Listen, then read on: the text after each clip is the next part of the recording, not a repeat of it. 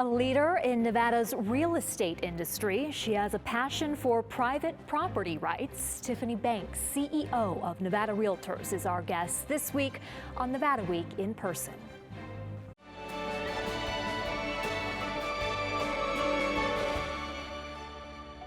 Support for Nevada Week in Person is provided by Senator William H. Hernstadt.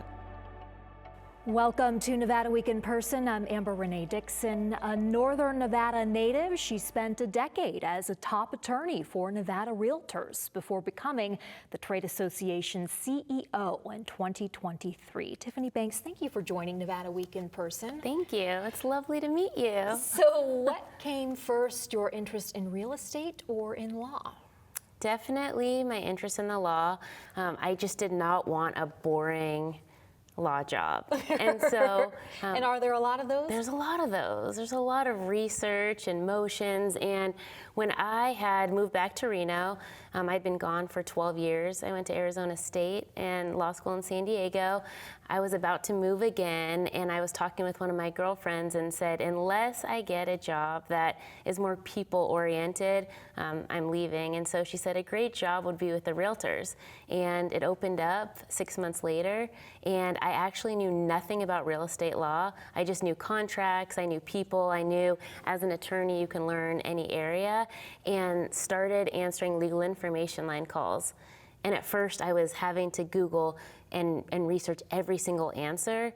And then it felt so good to transition into just knowing it. Like you can name an area of the law and real estate and I'll say 645.280 means this. And so the love for real estate law definitely came after my original pursuit for law. And what drew you to law initially? So I was looking at getting my MBA after my undergrad, and the LSAT seemed far more appealing than the test. Who says that? I'm just not a standardized testing person, and so I didn't want to take the, I think, math portion or whatever you needed for your MBA, and so took the LSAT and got into law school, and then my brother actually took the LSAT 2 years after, and we ended up going to the same law school, graduating at the same time on stage, one after the other, which was actually really special. Oh my gosh, for your parents, I can't imagine. It was really special. That was San Diego, right? Yes, San Diego. Why are you getting emotional? Well, because I think to have that opportunity to share like a special moment and actually the journey through law school with my best friend. I have 3 brothers and all of them are my best friends, but Jordan is far more, I'd say A-type and very organized. And when I would get called on in class, you would see his face say, did she read that last night? Can I jump in for my sister? And I said, I got this, Jordan, relax. And he actually helped me study for the bar where he had already passed it in Nevada, and he would give me test questions every day before he went to work. He was working at a big law firm in Reno, and when he would come home at night, he would grade my answers and tell me how he thought I was doing, and I passed the bar on the first try. But just, to me, family's everything, and getting to share that experience with my brother was very special. And to have someone in your life like that cares for you to that degree. Absolutely, your biggest champion. How neat. What's he doing now? He's a criminal defense attorney, something I could never do. But he was a lobbyist for a period of time. He worked for a civil litigation firm, and I just think— Still in Nevada? Still in Nevada. I think the sky's the limit for him. He's just so incredible. If I could hire him to come work for us, I would. But I can't steal him away from what he's doing now. But yeah, just a phenomenal human being. Very cool. Along the way, there was some work with the Secret Service that you did. What was that? I think same thing as far as I didn't want a boring, not saying the law's boring, but I just didn't want to go work in a law firm in law school. And so I had met a Secret Service recruiter, and he and I formed a friendship, and he said, you would be great, apply. And I did not realize the extent of the background check, where they knock on every door like from your entire life, like people that I'd worked for 10, 15 years prior.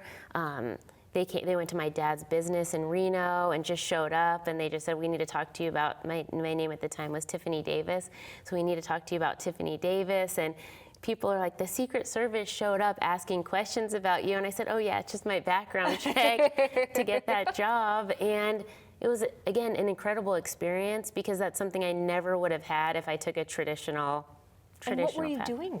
Well, I mean, you do all of the details when one of the people that they protect, and it's all past presidents as well. And so we actually had President Bush Sr. and his wife went on a retreat in San Diego, and so you go before and make sure that the area is secure. And I actually have a really special story about that. So he and his wife were at this retreat, and they took away sugar and like everything was like good like that. And so I was sitting outside, his room was here, and the Secret Service had a room next door. And I was sitting outside, and he walked out, and he had a bag of red licorice. And he said, will you share red licorice with me? And I said, are you supposed to be doing this? And he said, well, if you share it with me, then, and I said, okay, I'll share a red licorice with you. That's very cool. That's a very cool story. Okay, so back to Nevada Realtors. You start by answering that legal information line. How do you think that impacted you when you're talking to, who are you talking to? What are the questions that they have? So you're talking to the members. And so we have almost 20,000 members in the state of Nevada, and they're asking all kinds of questions from, like I'm in the middle of an escrow and my client's basement flooded. What do I do? How do I handle this? And so you're talking through like real life scenarios with them as they're happening. And what I realized and what I feel like is one of my favorite things in life is just being there to support others with whatever guidance you can. And sometimes it really is just they want somebody to talk to and bounce their ideas off of. And maybe it's not even necessarily a legal answer. It's just confirmation that they're doing the right thing and navigating a real estate transaction with their client. And you're just there to listen, oftentimes and sometimes mediate. They'll say, I had a conflict with this other agent. Can you call them? And I say, well, if they want to reach out to me, I'm happy to have the conversation. And oftentimes it's just showing another perspective to somebody else, and that's all they really need or want. And that is a big part of your life now is showing other people perspectives and learning from their perspectives when you're dealing with legislation, for example. What have you learned in that area? Absolutely. I think having a seat at the table with various stakeholders is all that we can really ask for. I think everything we do on behalf of the Nevada Realtors is creating a fair and balanced approach. So what does that look like? It looks like a piece of legislation that comes out that may be overly burdensome to the realtors or to a homeowner, and just trying to get it to a place that's just neutral, or that both parties are able to work together for like a common ground. And at the end of the day, like that's really all we can ask for is a seat at the table, and really having knowledge and education in the space of however laws turn out, like whatever's passed. We only have 120 days every other year, so it's this kind of cramped time to get a lot through fast. But I really love educated decisions. And so the more education and knowledge you can have behind whatever goes into the legislation passed, I think is best for all. You have described yourself as a people pleaser, but sometimes you have to take a stance against a measure that may appear to be in the interest of the common good. An example would be like rent control, for example. Have you come to terms with that you just can't please everyone? Oh, I think that's a great question. And I think that when I think about being a people pleaser, it's about, I love when I make others happy. I love when I help others. Like, again, that's what drives me.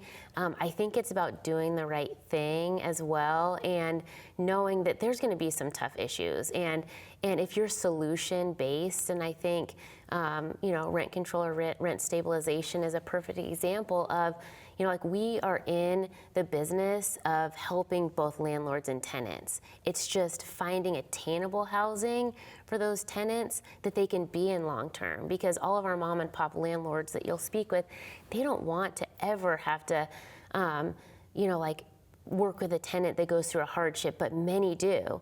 and our landlords work closely with them, whether it's, you know, like my dog died or I lost my job or, you know, my mom's sick. And so our landlords really do their best to make sure that the tenants stay in properties long term and can really afford to live there. You took this role as CEO after 10 years as general counsel for Nevada Realtors and at a time of tremendous change in the industry. How would you describe what's going on in the industry right now? I think everything is really, I want to say you almost are starting from ground zero in a lot of ways, in that you're going to have to reinvent yourself. I think as a realtor, and as all of our members know, if you're not keeping up with changing times and continuing to evolve your business, whether it's tech or how you communicate and work with your clients, like there's going to be somebody else that's doing that more than you are. And so I think knowing that they can trust us, that we're helping guide them for success. Everything, the things that keep me up at night are making sure that our members still have a career, that they're able to put food on their table for their families, making sure that homeowners' rights are protected, in that that's largely what we do, is advocate for private property rights so that the landlord can do what they wish with their property.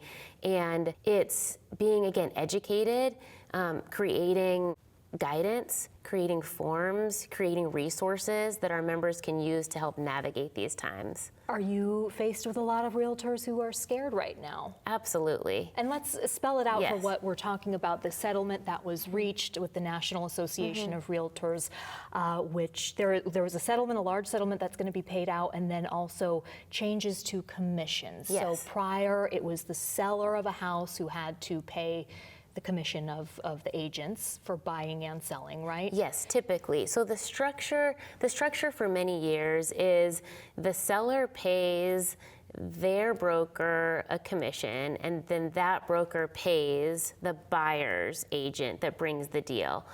The reason it's been structured like that for many years is that oftentimes through a loan process, a buyer either can't pay a commission themselves because there's certain loans, like VA loans, that would prohibit a buyer from paying a commission, or they just don't have the funding out of pocket. So it's easier to like build it into a cost of a home. For the seller who is selling the house and going to receive money. Exactly. So now that is on the buyer to pay that commission, but to negotiate it ahead of time and even sign an agreement prior to touring a house, just looking at a house. Absolutely. So that's where things are going to be different. That's where there's many buyers agents that for years have had those conversations with their buyers. That's where things are going to start to change, where buyers agents are going to start having to have these conversations with every buyer before they tour the home, which is a lot because sometimes a client doesn't know who they want to work with. This is right meant away. to reduce the cost of buying and selling homes. Do you think that that is how this will play out? I think there will be a lot of unintended consequences